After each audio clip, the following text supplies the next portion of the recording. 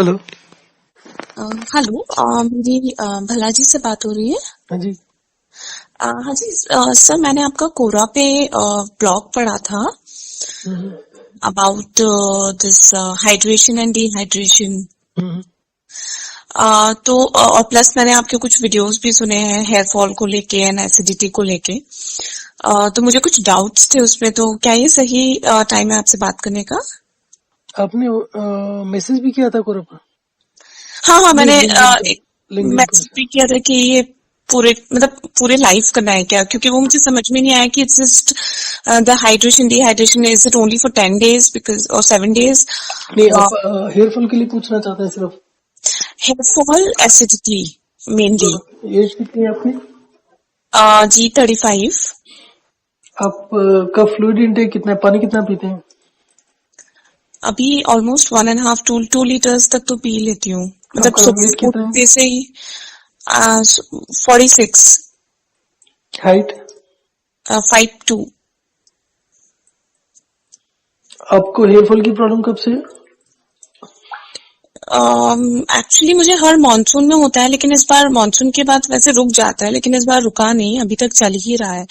तो आप मान के चलिए कि मई जून से शुरू हुआ होगा, अप्रैल मई से के बाद अब तक रुका नहीं है, तो कंटिन्यूअसली हो रहा है। हेयर ग्रोथ होता है लेकिन उतना फ्रीक्वेंटली नहीं होता है जिस फ्रीक्वेंसी के साथ हेयर फॉल हो रहा है। ओके। देखिए, जो मेन चीज होती है वो होता है हेयर ग्रोथ। हेयर फॉल को फोकस करना बंद कर दीजिए। राइट राइट, या मैंने आपका वो वीडियो देखा था तो थोड़ा कुछ आइडिया लगा, लेकिन मैंने सोचा थोड़ा क्लैरिफाई कर हाँ, लेती हूँ कुछ चीजों को। आप ऑयल यूज करते हैं सर में? मैं काफी रेयरली यूज करती हूँ, मतलब वंस इन अ वीक, वो भी 1-2 घंटे पहले, सर्द होने के 1-2 घंटे पहले ही मैं लगाती हूँ। डेली तो नहीं लगाती। और शैम्पू? शैम्पू तो वीक में 2 बार। कौन सा? Shampoo conditioner, there is one OGX का है कोई, वो नॉर्मल। पीएच लेवल कभी चेक किया है उसका?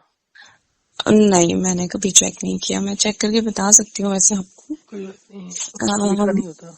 हाँ अच्छा, ओके, तो फिर मैंने चेक तो नहीं किया इंटरनेट पर कभी। ही चेक करना होगा। हाँ, जी। एनीवे, तो डैंड्रफ होता है अगर आप शैम्पू और ये यूज ना करें, ऑयल? अगर मैं मतलब तीसरे, जैसे मैं एक्चुअली काफी ह्यूमिड जगह में रहती हूँ, तो मेरा ऑयल जो है, सर का जो नेचुरल ऑयल है, वो हर 2 दिन में निकल आता है। तीसरे दिन बाल बहुत चिपचिप हो जाते हैं, तो उसके चक्कर में मुझे धोना पड़ता है हर तीसरे दिन में। ओके। बट ये अभी है कि भी? अगर मैं नहीं धोऊं तो हल्का हल्का सा डैंड्रफ हाँ आता है वैसे। ओके। आप ह्यूमिड जगह में रहते हैं तो इसका मतलब अभी भी आपके यहाँ पर ज्यादा टेम्परेचर कम नहीं है, मतलब जी सर्दी जी, नहीं है? 33 तो रहता ही है अभी भी। ठीक है। तो कोल्ड तो खैर यहाँ पे नहीं होता है। ड्राई स्किन भी कभी नहीं होती है आपकी? नहीं, हालांकि मैं बॉडी लोशन वगैरह यूज करती हूँ हम्म। बॉडी पे, बट वैसे ड्राई स्किन तो नहीं होती है, क्योंकि काफी ह्यूमिड रहता है ना यहाँ पे, मॉइस्चर अच्छा है कोस्टल एक एरिया है सेकंड, एक इसलिए। सेकंड। देखिए, मैं अभी विंटर्स में ट्राई कर रहा था अच्छा। एक कंसेप्ट को। और वो ये है कि विंटर्स में क्योंकि पसीना कम निकलता है तो हमारा स्काल्प से जो नेचुरल ऑयल निकलना होता है वो भी कम निकलता है। आप हम्म। ह्यूमिड एरिया में हैं तो वहां पर आपका पसीना आता है। आपको पसीना रेगुलरली आता है या आप एसी वगैरह में रहते हैं? नहीं, एक्चुअली मेरा बॉडी टाइप ऐसा है कि मैं स्वेट बहुत कम करती हूँ, तो जब मैं एक्सरसाइज करती हूँ तभी मुझे पसीना आता है और सुबह। एक्सरसाइज रेगुलर करते हैं? हाँ, मैं योगा करती हूँ एक्चुअली। कितनी देर? 1 घंटा, मतलब अभी रिसेंटली तो मैंने डेली करना शुरू कर दिया है, लेकिन हमेशा से अगर आप पूरी लाइफ की बात करेंगे तो आधा घंटा, 20 मिनट, पच्चीस अच्छा, आप मिनट शुरू से करते आ रहे हैं? शुरू से मैं डांस करती थी, सुबह डांस या फिर कोई भी हल्का बहुत फिजिकल एक्सरसाइज, लेकिन पिछले 3-4 महीने से मैं योगा ही कर रही हूँ। योगा में ब्रीदिंग एक्सरसाइज भी करते हैं? जी जी। प्राणायामा भी करती हूँ थोड़ा थोड़ा। देखिए, मेरे ख्याल से ब्रीदिंग एक्सरसाइज से कोई फायदा नहीं होता। Okay okay. और योगा से भी कुछ खास फायदा नहीं होता except for the flexibility part.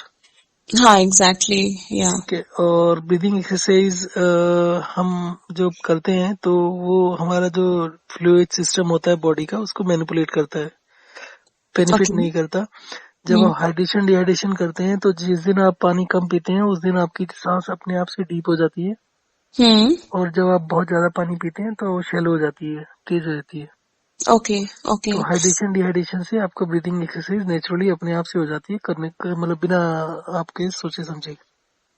Okay. Okay. सो जो हाइड्रेशन डिहाइड्रेशन है उसका मतलब how logically does it work on your body, कैसे देखिए करता है वो? देखिए आप अगर एक गिलास पानी लेते हैं, उसमें 1 चम्मच नमक डाल देते हैं, उसको टेस्ट करते हैं, नमक ज्यादा लग रहा है तो कम करने के लिए पानी और ऐड करना पड़ेगा।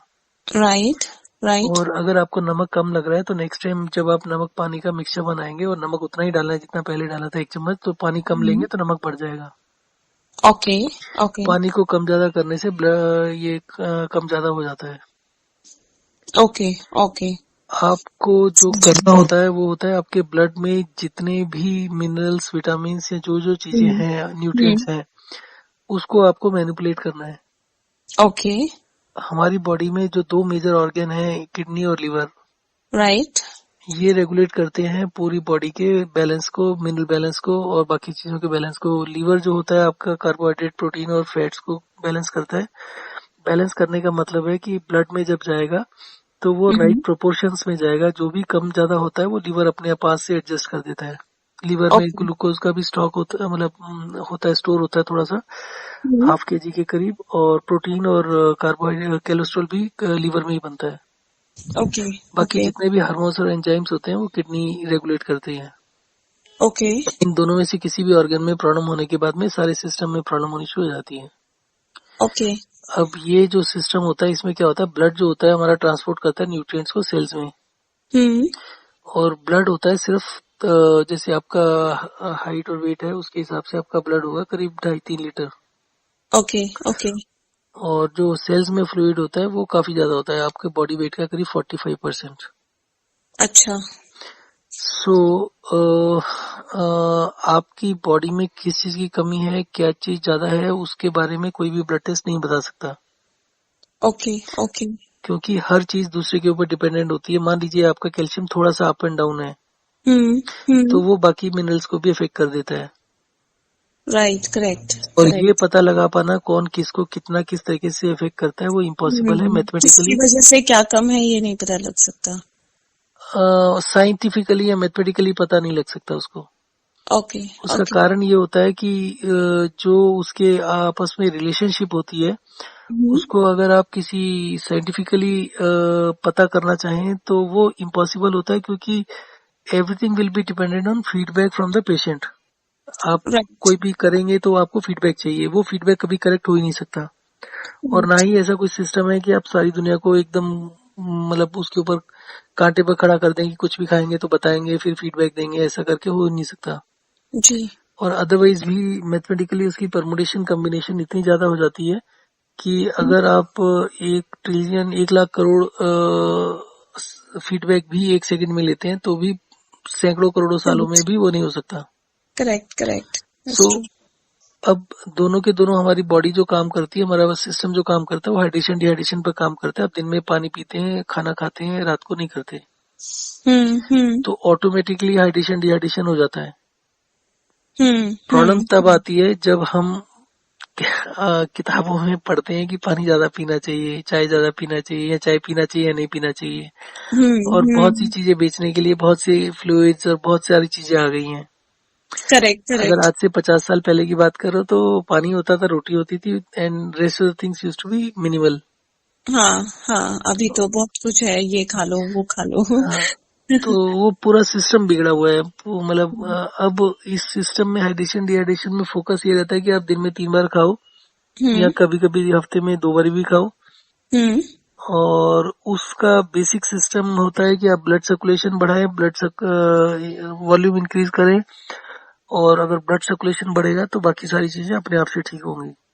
ओके। तो ये मतलब जो आपने उसमें जो जाइम लिखा है पूरे 10-7 दिन का है शायद, वो मतलब होल लाइफ उसको फॉलो करना है या सिर्फ विद इन वो करीब करीब समझ लीजिए होल लाइफ के लिए है, बट ओके। उसको उतना स्ट्रिक्टली देख देख के करने की जरूरत नहीं है। अच्छा। ओके, अ, बस थोड़ा सा अवेयर रहना है उस चीज को लेके कि हाँ, कि आपको पानी रोज एक जैसा नहीं पीना, क्योंकि एक जैसा हम्म पीने से क्या होता है, कुछ चीजें ज्यादा होती रहेंगी, कुछ कम होती रहेंगी, क्योंकि हम्म आप कुछ भी कहिए, एक रूटीन होता है हर एक को कि सुबह उठकर ये खाना है, सुबह उठकर ये पीना है, तो वो रूटीन जो होता है हम्म वो कुछ चीजों के फेवर में चले जाता है, कुछ चीजें निग्लेक्ट हो जाती हैं। आप जितना मर्जी कोशिश करते हम्म रहे, वो रेगुलेट हो ही नहीं सकती। अदरवाइज भी अगर आप इनटेक को रेगुलेट कर लें तो आपका जो एक्सपेंस साइड है, आपको पता ही नहीं कभी आपकी बॉडी किस चीज को कितना यूज कर रही है, वो तो रेगुलेट नहीं कर सकते। राइट राइट और ये ओके जितना भी आप पढ़ते हैं कि इतना कैल्शियम होना चाहिए, इतना ये होना चाहिए, वो सब बेकार की चीजें होती है, उसका कोई साइंटिफिक बेसिस नहीं है। Hmm. And what about that 5 minutes walk and rest, क्योंकि वो नॉर्मली जैसे घर में रहो हाँ, तो कर सकते हैं, लेकिन ऑफिस में या आप हाँ, उसका काम उसका भी मैं बताता हूँ। उसमें बेसिकली क्या होता है कि ये एसिडिटी जो आप बता रहे हैं, और दूसरा आपने हेयर फॉल बताया, तो हम्म सब ब्लड सर्कुलेशन से और एनर्जी लेवल से लिंक्ड होता है। ओके आपके शरीर में कितनी एनर्जी है, उसका जो एक सब्सटेंशियल पोर्शन होता है, 60 से 80%, वो यूज होता है आपके इंटरनल ऑर्गन्स की वर्किंग के लिए। अच्छा ओके आपके ओके हार्ट को काम करने के लिए एनर्जी चाहिए, ब्रेन को भी चाहिए, डाइजेस्टिव सिस्टम को भी चाहिए, बाकी ब्लड सर्कुलेशन है, कुछ भी काम हो रहा है उसको एनर्जी चाहिए। हम्म बिना एनर्जी के कुछ नहीं होता। तो करेक्ट अगर आपको 60 70 80% एनर्जी चाहिए, तो आपको कोई भी बीमारी, ये सब क्रोनिक बीमारियां होती हैं जो लॉन्ग टर्म के लिए होती हैं, एसिडिटी कभी ठीक नहीं होती है एज पर हम्म मेडिकल साइंस, इसमें हो जाती हाँ, है। क्योंकि मुझको काफी प्रॉब्लम है उसका है हाँ, वैसे। तो उसका बेसिक अंडरलाइंग रीजन जो होता है वो होता है आपकी बॉडी के जो वाइटल ऑर्गन्स है उनको एनर्जी सफिशिएंट नहीं मिल रही। ओके अब वैसे आप बचपन से अगर ये डांसिंग या कुछ एक्सरसाइज करते हैं, तो आपका मेटाबॉलिक रेट कम होने का क्या कारण है, एसिडिटी होने का क्या कारण है? मेटाबॉलिक रेट तो ज्यादा ही है, क्योंकि मैं खाती काफी अच्छे से ही हूँ, लेकिन नहीं, मैं नहीं, नहीं, पेट नहीं, नहीं आपका भरता है। मेटाबॉलिक रेट कम है। आप पानी का इंटेक ओके, आपका शुरू से कितना रहा है? नहीं हाँ, तो शुरू में मेरा पानी का इंटेक बहुत कम था, बहुत ज्यादा कम था। कितना मतलब कम? मैं 1 गिलास पी लिया, 2 गिलास पी लिया बस। कब और तक? आप मान के चलिए कि 3 4 महीने के पहले तक भी ऐसे ही था। जब से लॉकडाउन वगैरह हुआ है, तब से मैंने इन सब चीजों पे थोड़ा ध्यान देना शुरू किया एक मिनट, एक मिनट, आप ये कह रहे हो कि लॉकडाउन से पहले आपका पानी का इंटेक वॉज वेरी इरेगुलर, कितना इरेगुलर था, थोड़ा आइडिया मतलब दीजिए। सुबह उठ के मैं पीती थी, जितना भी पीती थी, आप मान के चलिए कि मे बी 750 ml सुबह उठ के पीती थी। उसके बाद लॉकडाउन पूरे से दिन पहले, में सॉरी, लॉकडाउन से पहले 750 ml आप रेगुलर लेते थे? 750 ml मैं सुबह उठ के पीती थी। उसके बाद 1 आध गिलास, पूरे दिन में नहीं, एक पर आध कब गिलास से पी कब लेती से थी। कब से लेते थे? हमेशा से, मतलब आप समझिए कि 1 लीटर बचपन ही से? रहता होगा मेरा। हाँ, 1 लीटर से ज्यादा मैंने कभी पानी रेगुलरली नहीं पिया, अब पीना शुरू किया है। नहीं, दो नहीं, नहीं, लीटर नहीं, ढाई नहीं, नहीं, रुक जाइए, रुक जाइए, रुक जाइए। आप ये कह रहे हो कि 750 ml आप सुबह सुबह उठकर ले लेते थे, बाकी दिन नहीं लेते थे आप? हाँ, बाकी पूरा दिन भूल जाती थी मैं पानी ओके, पीना। ओके, नहीं, नहीं, उसमें उसमें इशू ये आता है, हाँ जो मेरा अभी तक एक्सपेरिमेंट्स हैं उसके हिसाब से, जब आप खाने के साथ पानी पीते हो तो वो आपके ब्लड में जाता है, ब्लड वॉल्यूम को बढ़ाता है। ओके ओके जब आप खाली पेट पानी पीते हो, जैसे सुबह उठकर पानी पी रही हो, तो वो हम्म आपके लार्ज इंटेस्टाइन में जाकर सेल्स में जाता है डायरेक्टली। ओके ओके सेल का वो फ्लूइड बढ़ा देता है, और जो ओके मेटाबॉलिक एक्टिविटी होती है, जो आपकी एनर्जी बनती है, वो सेल्स में बनती है। ओके ओके सेल्स में एनर्जी बनने की वजह से अगर वहां पर पानी ज्यादा होगा, हम्म तो कंसंट्रेशन ऑफ सारे न्यूट्रिएंट कम होंगे, तो एनर्जी कम बनेगी। हम्म। अब आपको उस सिस्टम को रिवर्स करना है, आपको खाने के साथ ही पानी पीना है, उसके अलावा पानी नहीं पीना नेक्स्ट 15 20 दिन के लिए। मतलब खाने के साथ एज इन खाने के साथ साथ, जस्ट बाद या नहीं, बीच नहीं, बीच बीच में? बीच में। ओके ओके तो उससे क्या होगा कि आपका थोड़ा सा ब्लड वॉल्यूम बढ़ेगा, और आपको अगर दिन भर अभी प्यास पता नहीं लगती होगी, क्योंकि जो आप सिस्टम बता रहे हैं, बट आपका सलाइवा तो ठीक होगा। आपके हाँ हाँ, मुंह में पानी कितना होता है? वो तो हमेशा, मतलब ड्राइनेस नहीं रहती है कभी भी, ड्राइनेस? नहीं रहती है मुंह पर में। ऐसा तो नहीं होता कि जैसे आपको लगता है कि आप जो सलाइवा है वो पतला है और मतलब निकल सकता है बात करते हुए, ऐसा तो नहीं नहीं लगता? नहीं नहीं, ऐसा अगर आप नहीं। जीभ वगैरह देखें तो व्हाइटिश होती है, एकदम पिंक और लाल होती है। ऐसे कभी ध्यान नहीं दिया मैंने, क्या देखते हैं। वो वाइटिश ही है एक्चुअली। अच्छा, तो ये सारी इंडिकेशंस यही होती है कि आपका सलाइवा थिक है।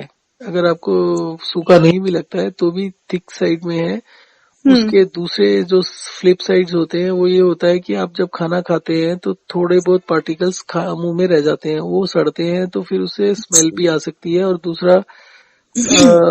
दूसरा आपके गम्स वगैरह को भी डैमेज कर सकती है, क्योंकि जो खाना रह जाता है मुंह में वो फर्मेंट होता है, सड़ता है, तो साथ में गम्स को डैमेज कर देता है। Okay okay. तो जब आप इस सिस्टम पर आते हैं तो पानी खाने के साथ पीने से आपका ब्लड वॉल्यूम बढ़ता है और सेल्स में पानी कम होता है और स्लाइवा इंक्रीज हो जाता है मैनीफोल्ड, और आप थोड़ी थोड़ी देर के बाद वो जो एक्सेस स्लाइवा थूक होता है उसको गल्प करते हैं, तो उसके साथ में लेफ्ट ओवर जो फूड पार्टिकल्स होते हैं वो पेट में जाके डाइजेस्ट हो जाते हैं। ओके ओके तो ओके। आपको जो मतलब सुबह उठते हुए अगर मुंह से स्मेल आती है तो वो सब भी बिना ब्रश किए भी ठीक हो जाता है। इनफैक्ट आई यूजली सजेस्ट कि ब्रश नहीं करना चाहिए, टूथपेस्ट वगैरह कुछ यूज नहीं करना चाहिए। हम्म। तो अगर आप इस सिस्टम पर चलते हैं तो मुंह से स्मेल नहीं आती है। आप ब्रश नहीं भी करें, आप अगर कुल्ला भी नहीं करें तो भी स्मेल नहीं आती है। Okay okay. Now anyway, so lunch और डिनर दोनों में ब्रेकफास्ट के जो भी मील है उसमें बीच में थोड़ा थोड़ा पानी लेते रहना है। हाँ, आपका मील साइज कितना है, कितना खाना खाते हैं? जैसे कि मतलब ऑलमोस्ट 3 चपातीज मैं खाती हूँ लंच में।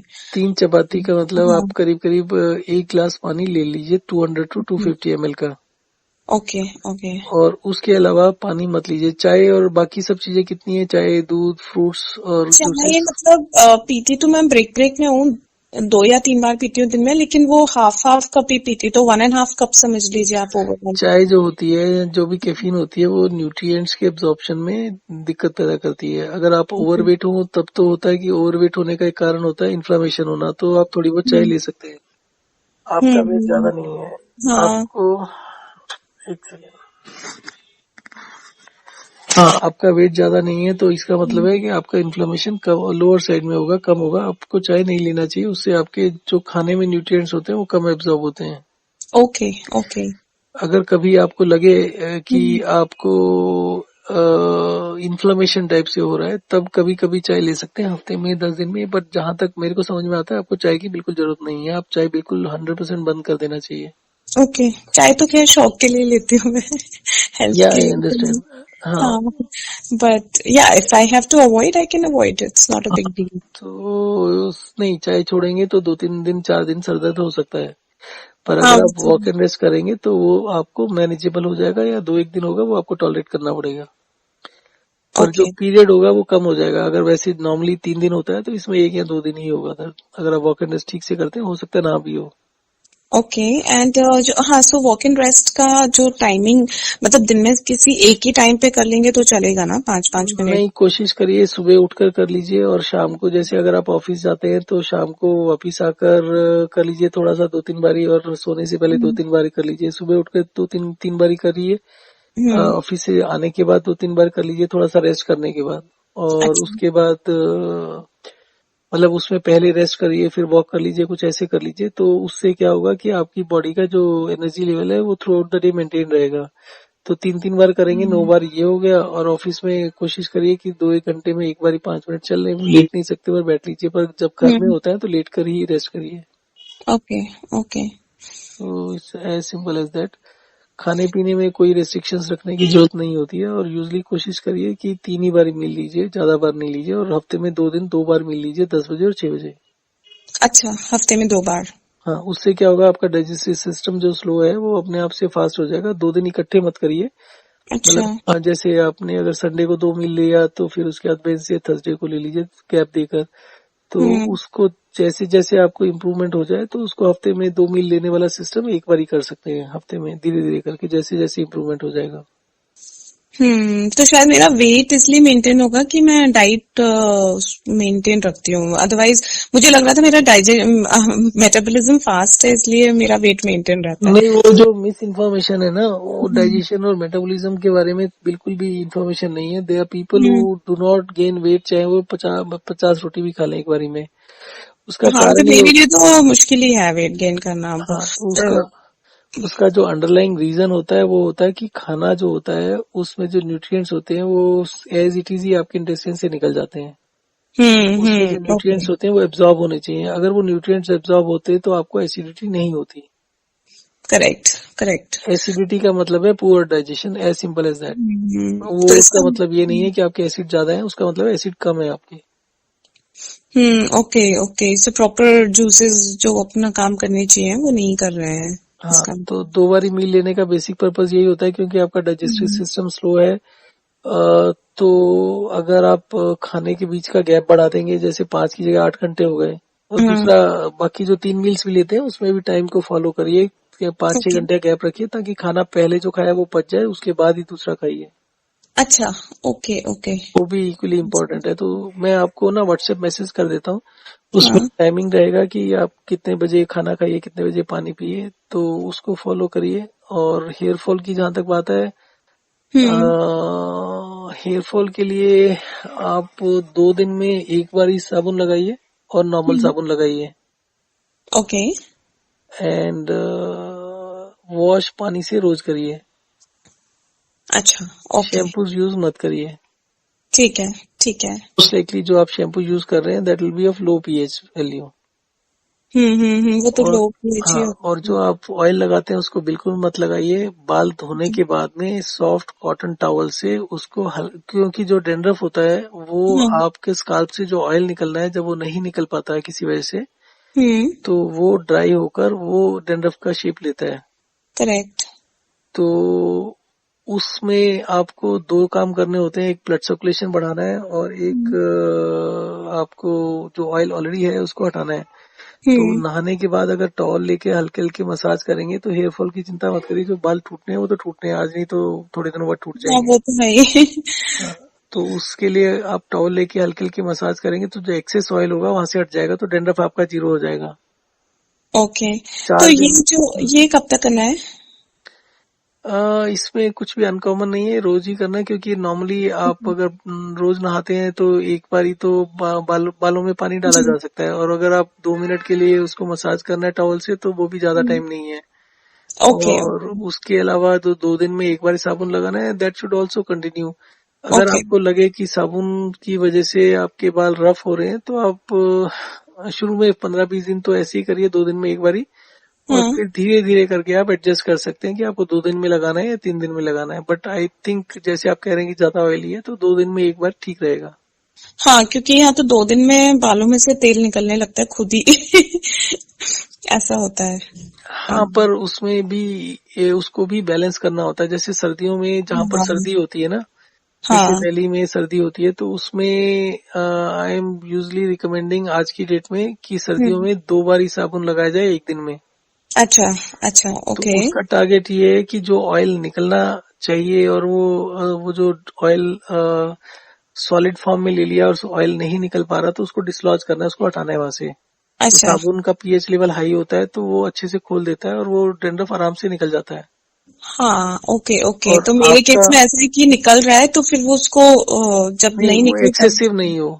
हाँ हाँ, जो करेक्ट, है वो तो हटाना ही है, आपको टॉवल से साफ करना ही पड़ेगा मसाज। पर हम्म, अगर एक्सेसिव निकलता है पसीने की वजह से, अगर आपको बहुत पसीना आता है, बट जैसा आप हम्म, कह रहे हो कि आपको ज्यादा पसीना नहीं आता है, हाँ, तो आपका ऑलरेडी एक्सेस साइड में नहीं है, तो राइट, 2 दिन में एक बार साबुन से धोना ही सेफ। साबुन से ओके, धोने से क्या होता है कि जो थ्योरी है ना उसमें कुछ गड़बड़ है। आप हम्म ग्रोथ की थ्योरी को समझिए। जैसे खेती करते हैं ना, तो हल हम्म, चलाते हैं तो वो टॉप सॉइल जो होती है वो लूज हो जाती है। राइट राइट राइट, उसका रीजन ये होता है कि जब बीज डाला जाए उसमें से पौधा निकल रहा है तो उसको कोई रेजिस्टेंस नहीं मिले in the form of soil, right, और उसको हवा और धूप मिलती रहे। हम्म, इसी तरीके से बालों का जो पीएच लेवल होता है, वो होता है पीएच लेवल का मतलब ये समझिए कि जितना एसिडिक होगा उतना वो टाइट होगा, हाँ, क्लोज होगा, और जितना वो एल्कलाइन होगा उतना लूज होगा। हम्म, तो आपका जो स्काल्प का पीएच लेवल होता है 5.5 होता है, और आपके जो अच्छा, फॉलिकल या जड़ होती है बाल की वो 4.5 के करीब होता है। ओके, तो उसको हमें बढ़ाना है। तो जब आप हाई पीएच का करते हैं यूज तो वो खुल जाते हैं। करेक्ट, तो ओके, खुलने की वजह से बालों की ग्रोथ बेटर होगी। हम्म अगर आप फोकस करो कि बाल झड़े नहीं, तो बाल तो आपकी लाइफ होती है 2 साल के करीब, तो 2 साल में तो झड़ने ही है। तो हम्म, अगर जितने झड़े हैं उतने नहीं आ रहे, that is a matter of concern. Yes तो एग्जैक्टली। इसलिए फोकस ग्रोथ पर होना चाहिए, हेयर फॉल पर नहीं होना चाहिए, क्योंकि हेयर फॉल पर फोकस करेंगे तो ना कॉम्ब करेंगे ना मसाज करेंगे तो वो आपका ग्रोथ नहीं होगा, फॉल तो जितना होना है होगा ही होगा। करेक्ट। ओके। सो ठीक है, तो मैं उसको वही करूंगी, साबुन से हर ऑल्टरनेट डे धो के, and then hmm, and I 2-3 बार मुझे पानी में 2-3 बार वो करना है क्या, या एक बार काफी नहीं है? नहीं, एक आप ह्यूमिड एरिया में एक बार ही सफिशिएंट है। अच्छा ओके। और उसको डैप करना है ना टॉवल से? नहीं नहीं, डैब नहीं करिए, हल्का हल्का मसाज करिए, मूवमेंट करिए, डैब नहीं करिए, क्योंकि बाल जो ओके। टूटते हैं। आप दूसरा चीज एक और समझिए, जब खेती करते हैं तो हम्म जब बीज वगैरह डाल देते हैं, पौधे निकल जाते हैं, तो उसमें जो वीट वाइल्ड पौधे होते हैं उसको निकाला जाता है। हम्म उसका रीजन होता है कि जो वाइल्ड है उसको भी सॉइल से न्यूट्रिशन मिल रहा है, तो अगर वो रहेगा तो वो न्यूट्रिशन लेगा तो दूसरे पौधों को मिलना चाहिए। ओके। सेम वे में जो आपके बाल वीक हैं वो 2-4 दिन में टूटेंगे ही। उसको हम्म। बचाओगे तो वो 4 दिन तक और न्यूट्रिशन लेता रहेगा, तो इससे अच्छा है कि वो निकल जाए ताकि बाकी के बाल ज्यादा अच्छे स्ट्रांग हो जाए। हाँ, और उसकी जगह नया अगर आ सकता है तो नया आ हाँ, जाए। That is another thing. और मसाज करने से उसको न्यूट्रिशन तो बेटर मिलेगा ही ना, ब्लड सप्लाई तो बढ़ेगा ही। और करेक्ट। मसाज सिर्फ हल्के हल्के करना है, जोर नहीं लगाना है, क्योंकि जोर लगाने से स्किन जैसे सेंसिटिव होती है, थोड़ा सा भी आपको सेंसेशन होने लगती है, आपको कंफर्टेबल नहीं लगता, दैट मीन्स इन्फ्लेमेशन हो रही है। इन्फ्लेमेशन का मतलब है उसके बाद ऑयल निकलना बंद हो जाएगा वहां से, और वो ओके। दिक्कत उल्टा काम करेगा फिर। तो मसाज जितना भी करना है वो इतने हल्के करना है। उसमें हम्म आपको हेयर फॉल पर नहीं फोकस करना, उसमें ये है कि आपके सर का जो फीलिंग है स्काल्प पर, जब भी आप हाथ लगाते हैं तो बहुत कूल और बढ़िया होना चाहिए। उसमें कोई हम्म। आपको वो नहीं लगे कि आपका स्काल्प में सेंसिटिविटी है, कुछ दिक्कत है। राइट। तो सॉरी, बोलिए। इसके अलावा जैसे मतलब आपने बताया था कि किसी वीडियो में आपने बोला था कि कोई क्रीम नहीं लगानी चेहरे पे, या वो भी, तो वो लेकिन प्रैक्टिकली कैसे पॉसिबल है, स्पेशली कोल्ड प्लेसेस में? How is it possible practically? आप तो कह रहे हैं ना आपके यहाँ तो ह्यूमिड है, कोल्ड क्यों मेरे नहीं यहाँ है? तो क्या ह्यूमिड है, तो शायद मैं नहीं लगाऊंगी, हालांकि मैं फिर भी लगाती हूँ लेकिन अगर मैं नहीं लगाऊंगी तो भी शायद आपको मैनेज हो बता जाएगा। देता हूँ, जो कोल्ड और इसका बताता हूँ आपको, जो जिस तरीके से स्काल्प में आपके डैंड्रफ होता है तो आपके स्किन पर जो व्हाइटनेस दिखाई देती है, जो ड्राइनेस दिखाई देती है, वो भी ऑयल ही होता है ड्राइड अप। ओके तो okay okay. That also you have to get rid of. वो भी इसी तरीके से होता है कि जब आप ये लगाते हैं, क्रीम्स वगैरह लगाते हैं, ये सारे पेट्रोलियम बेस्ड होते हैं। हम्म। और ये पेट्रोलियम बेस्ड क्या करता है कि आपकी स्किन में डीप जाकर वहां से ऑयल निकालता है।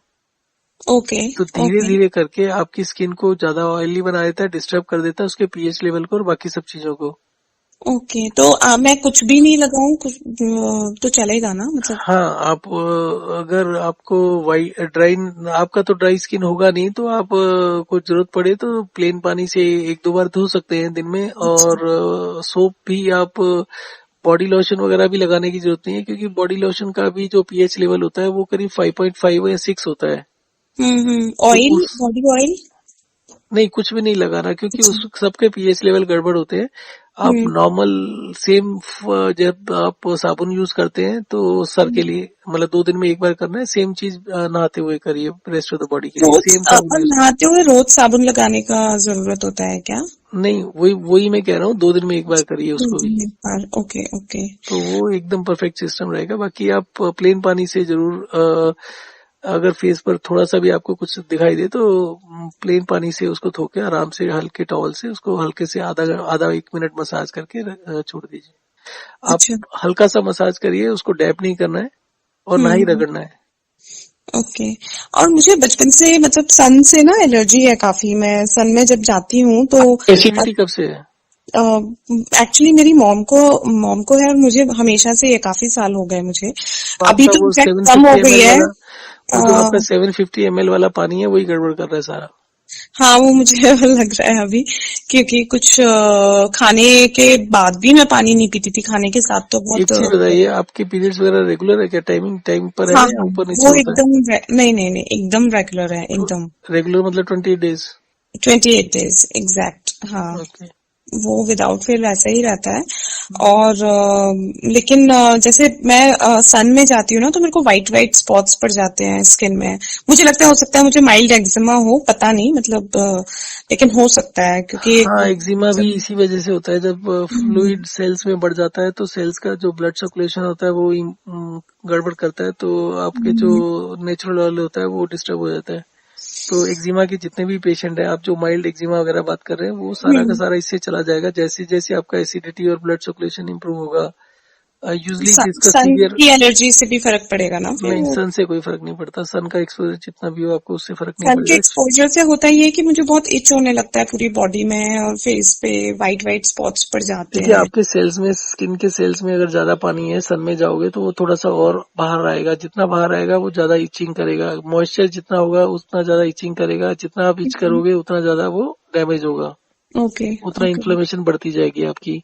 तो हम्म जैसे थाइस में भी जो वो हो जाता है, क्या बोलते हैं उसको, इचिंग वगैरह होती है, तो हम्म उसका जो लोशन वगैरह आता है उसके दो पर्पज होते हैं। एक तो वहां पर मॉइस्चर कम करना, और दूसरा होता है वहां पर लिब्रिकेशन देना, सो दैट जब अगर आप इच करें भी हम्म तो वो इचिंग से और फ्लूइड नहीं निकले या वो और स्किन को डैमेज नहीं करे।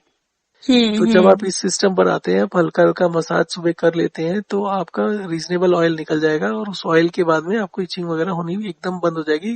It is a matter of 4 to 5 days only. Okay आपको स्काल्प में, स्किन में जो भी इश्यूज हैं वो 4 या 5 दिन में रिजॉल्व हो जाते हैं, अगर आप प्रॉपरली ढंग से टाइम लगा के करते हैं तो। ओके। एंड सुबह पानी पीने की फिर जरूरत नहीं है? नहीं, अभी फिलहाल तो 15 दिन तक तो आपको खाने के साथ ही पानी पीना है, और पूरे दिन में 3 ही गिलास पानी पीना है, वो भी 200-200 600 ml। तो 2 लीटर वाला छोड़ दीजिए अभी फॉर द टाइमिंग। और वॉक एंड रेस्ट करिए। तो वॉक एंड रेस्ट में दूसरा फायदा ये होता है कि जितना भी आपके सेल्स में एक्सेस फ्लूइड होता है वो निकल जाता है। ओके तो ओके आपका यूरिन आउटपुट बढ़ जाता है उसमें, अगर ओके। आप ठीक से कर रहे हैं तो। So then I might have challenges when it comes like morning में, जैसे आपको टॉयलेट जाना होता है, तो मैं तो काफी सारा इतने सालों से आदत है पानी पी के ही जाती हूँ। नहीं, उससे तो कुछ नहीं वो होता। नहीं दैट पीऊंगी इज, तो हो सकता नहीं है नहीं, कि वो मुझे आपको गलतफहमी है, कुछ नहीं होता। साइकोलॉजिकली एटलीस्ट 2-3 दिन प्रॉब्लम आ सकती है, बाद में हो सकता है नॉर्मल हो जाए। नहीं, अगर आप वॉक एंड रेस्ट ठीक से करते हैं, सोने से पहले ठीक से कर लीजिए तो 3-4 बारी, और सुबह उठ के कर लीजिए, तो अपने आप हो जाता है। वो नेचुरल तरीके से होना चाहिए। अगर आप इस तरीके से करते रहेंगे तो वो एक, देखिए, आपका अनडाइजेस्टेड फूड पड़ा है, आप 2 दिन 3 दिन आपको मोशन नहीं पास हो रहा, तो गैस बहुत तेजी से बनती है और सर हम्म। दर्द होता है। परंतु अगर आप इस सिस्टम पर आते हैं तो आपका कम से कम गैस बननी बंद हो जाती है। अगर आप मोशन नहीं भी आता तो भी आप उसको नेचुरल तरीके से चलने दीजिए। Okay okay otherwise understood. वो भी इशू करता है पैदा, मतलब लॉन्ग रन में जो भी लेग्जेटिव्स, गैस पिल्स या कुछ भी लेते हैं, तो वो आपके मेटाबॉलिज्म को और लो करता है। Correct correct. ओके तो ओके। उसको किसी भी चीज से, पानी से पुश नहीं करना। हाँ, अगर आपको 3-4 दिन हो जाए और डिस्कम्फर्ट होने लगे, तब आप एक्सेस पानी पी के कर सकते हैं रिलीव, या चाय पी के कर सकते हैं उसको।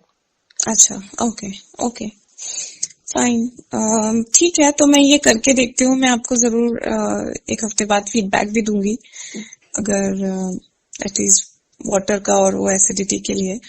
आई थिंक मैंने आपको वो भी पढ़ा था कि थायराइड का भी प्रॉब्लम खत्म हो जाता है, क्योंकि मुझे हाइपोथायराइड है।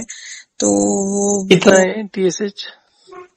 अब अभी मैं पिछले 2-3 बार से जो टेस्ट कराया वो नॉर्मली दिखाता है, लेकिन मेरी मेडिसिन तो मैं खा ही रही हूँ। कितना ले रहे हैं? 50 mcg। हाँ, तो आप 1 महीने के बाद दोबारा चेक करा लीजिए, और 50 का 25 कर लीजिए। अभी तो 50 चलने दीजिए। वो धीरे धीरे 1 महीने में फर्क पड़ता है उसका, और उसके अच्छा। बाद में भी एकदम से मत छोड़िएगा, टेपर ऑफ करके धीरे धीरे 2-3 महीने में छोड़िएगा। हाँ, वो मैंने पढ़ा था, उसमें आपने ब्लॉग में लिखा था कि उस पे भी काफी फर्क पड़ता है। हम्म, तो I will try and I will definitely give you the feedback. ठीक। Thank you for your time and I have your link. Hmm, so आप मुझे व्हाट्सएप कर दीजिएगा जो भी अमाउंट है मुझे ठीक। ट्रांसफर करने के लिए। I will transfer that. ठीक है, ठीक। या thank you so thank much. You.